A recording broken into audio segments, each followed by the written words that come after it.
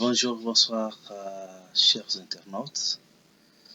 Vous êtes sur votre chaîne préférée Kachapili TV. Nous sommes là ce soir avant de dormir pour vous donner des flashs comme d'habitude. Bien sûr, comme est entre les mains de M23, RDF, la même chose Bukavu, Kavumu. Mais il y a Uvira n'est pas tombé. Uvira jusqu'à présent est sous contrôle de FARDC et Wazalendo. Oui, ils sont sous contrôle. La situation, bien sûr, il y a eu des troubles. Mais maintenant, la situation est presque calme. La situation est calme maintenant à Uvira. Vous pouvez voir vous-même le maire adjoint, le maire d'intérim de Uvira avec la population qui est en train d'encourager la population à ne pas paniquer, à rester calme. C'est ça, vous pouvez suivre. Maire de la village iko natembea mwingine yake na mukadira kurashiria population kama mwingine iko sous contrôle ya FARDC na armée burundais na wazalendo. Voilà que tuwa circuler mwingine kurashiria population yote kama mwingine iko sous contrôle na watoto wa mwingine. Mwingine si tetemeke, wakaji wakae kimya, kila kitu iko sous contrôle. Protéger na soda yetu FARDC, bashakalmbe wa soda FARDC spirit na masasi na kuangalia kisha kubara vitae.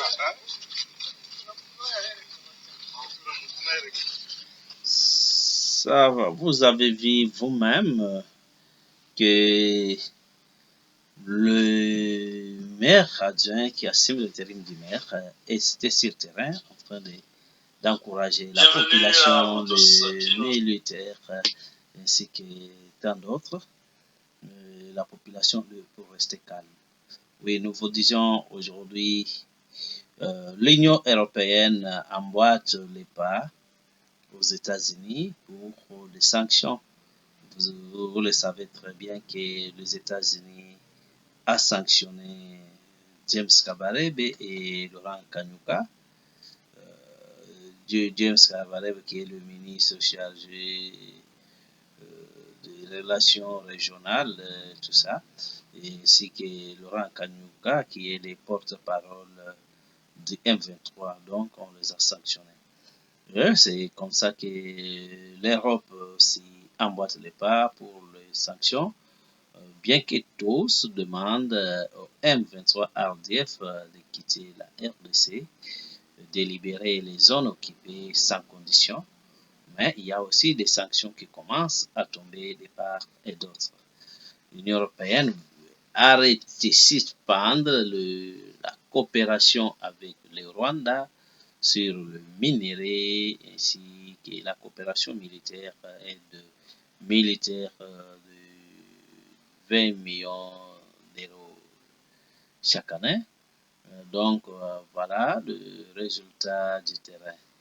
Mais sans nul doute, nous pouvons vous montrer ici d'autres histoires. Par exemple, c'est que notre consoeur Lisette Munkendu nous a montré ici qu'à Minembwe, il y avait des combats, d'intenses combats qui étaient signalés tôt ce matin du 21 entre le FARDC et les Wazalendo et de l'autre côté les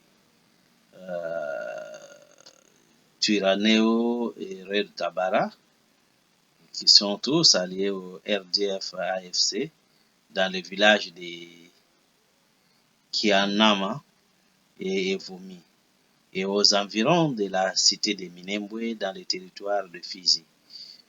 Sous cela, nous disons que c'est au site Kivu, tous ces endroits on a cité à Minembwe là-bas. Aux environs de la cité de Minembwe dans le territoire de Fizi, tel que nous avons dit, des armes lourdes et automatiques ont retenti aujourd'hui. Des mitrailleuses ont été entendues par la population Et cela, comme d'habitude, ça a provoqué une panique dans la population.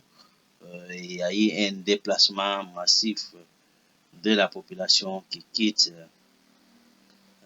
dans les zones en conflit vers Mikenge et Tulambo et Kipupu. C'est là aussi où l'État doit veiller à tous ces déplacés-là qui viennent pour vérifier si sont-ils vraiment des déplacés ou l'équipe d'avance, ou ce sont des éclaireurs qui entrent, ou l'équipe d'avance qui entre sous forme de déplacés. D'ailleurs, c'est là où les services de renseignement doivent aussi faire leur travail. Et ces attaques ont survenu après qu'un engin volant a éliminé le chef rebelle Turaneo. Nous avons cité les colonels Rukunda Makanika ainsi que son partenaire de Red Tabara. C'est ce qui a fait que ces combats ont repris. Les gens de Turaneo ont voulu maintenant riposter pour montrer la puissance. Parce que l'engin volant, les drones, avait frappé et leurs chefs sont tombés.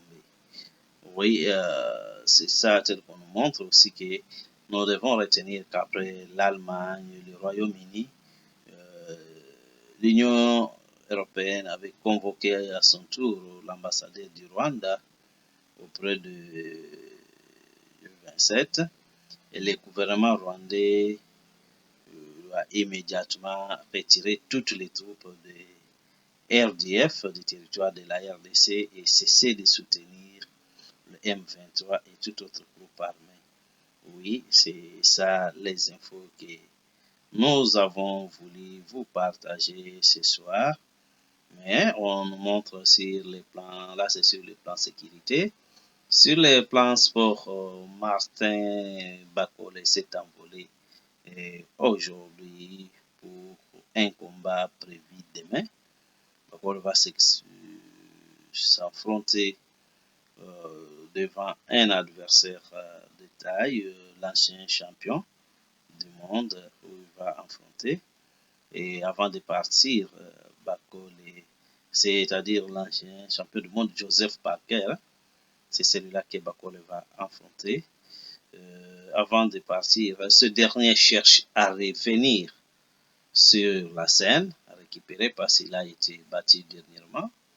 Il a perdu des combats successifs et il veut revenir sur terrain comme champion. Et Bakole aussi veut se qualifier pour être dans la cour des grands et combattre. Mais avant de partir, il a fait cette déclaration que physiquement, je ne suis pas prêt. Mais spirituellement, oui, je suis prêt, je vais combattre. Comme on m'a proposé beaucoup d'argent, je vais parce qu'il y a un cachet important. Voilà sur le plan sport ce que nous devons vous informer. Voilà, retenez qu'après une journée de turbulence, une frappe chirurgicale a été menée avec succès et le RDF M23 FC a subi le fait de FARDC. C'est contrairement aux mensonges propagandistes, il n'y a pas eu de pillage des banques à Ouvira. Le FARDC sont actuellement sur le terrain pour assurer la sécurité. Donc, évitons toute manipulation et vous soyez branchés sur Kadjakoudi TV pour des vraies informations en temps réel. Les informations non partisanes que vous bénéficiez du Kadjakoudi TV, votre chaîne pour la culture et pour le développement. Oui, bientôt nous allons vous emmener dans deux émissions qui montrent aux jeunes comment devenir autonome, indépendant, comment progresser, devenir un vrai entrepreneur et comment faire les progrès individuels sans tenir compte de tel ou tel autre. Évitons d'accuser les autres pour notre souffrance. Oui, soyons branchés, abonnez-vous aimer, partager